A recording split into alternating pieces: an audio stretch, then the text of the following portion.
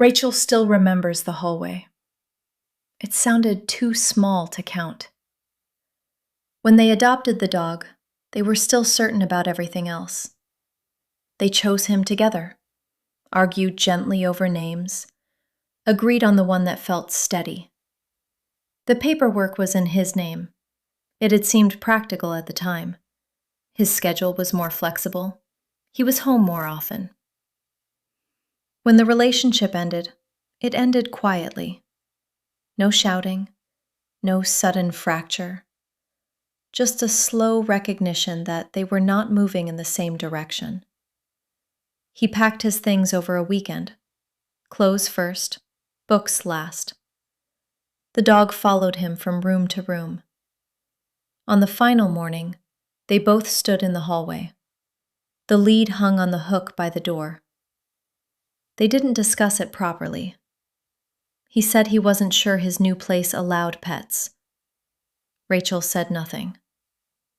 There was a pause long enough to decide. He bent down, scratched behind the dog's ear, and stood up again. Rachel didn't offer to transfer ownership, didn't suggest sharing.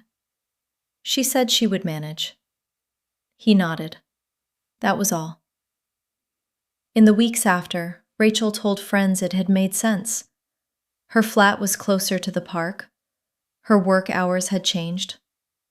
All of it was true. But she also knew something else.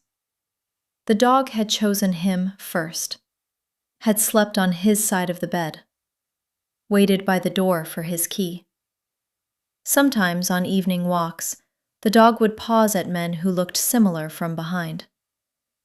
Rachel would tug the lead gently, not sharply, just enough. She never asked if he wanted visits. He never asked either. Birthdays passed. New routines formed. The dog grew older, gray around the muzzle.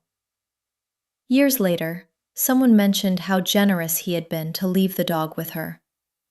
Rachel smiled at that. Didn't correct it. She tells herself it worked out. The dog was loved, cared for. But occasionally, when she thinks about that hallway, she remembers the silence, how easily ownership shifted without being examined. Rachel never decided whether she kept the dog or simply didn't give him back. Only that she never said the one sentence that might have changed the outcome, and that the lead has hung on her door ever since.